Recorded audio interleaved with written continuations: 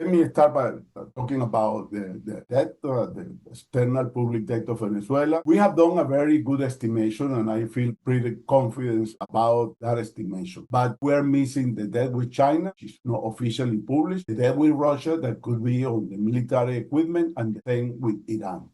So really, nobody knows what is the level of debt in Venezuela. And what's suspicious is that the government neither knows what is the amount, of being very transparent and very clear. And that's the reason why they have been producing that information in the last almost 10 years. So in order to have a sustainable debt restructuring, and auditing of the debt has to be done. You have to audit the debt with some of the very international reputable accounting firms that will see all the contracts and calculate the accumulated interest and so on.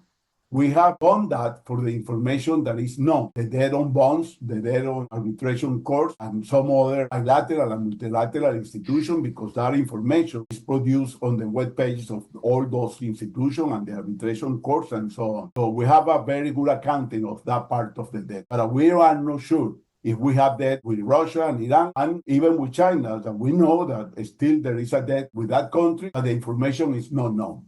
So if you do a restructuring only with one part of the debt, as some people are proposing, let's do the restructuring of the bonds because we know what is the amount of the debt and so on, and without auditing the rest of the debt and without a debt sustainability analysis, we could run the risk of, after we know the whole amount of debt and the payment conditions and so on, even that restructured debt is not sustainable because it was done without any sustainability analysis, as it should be done with the International Monetary Fund as an international arbiter in this case. That is very respected, and they develop that methodology. Otherwise, we run the risk of after 2-3 years, we have to say again, like it passed with Greece, with Argentina, and with Ecuador, that the debt has to be restructured again.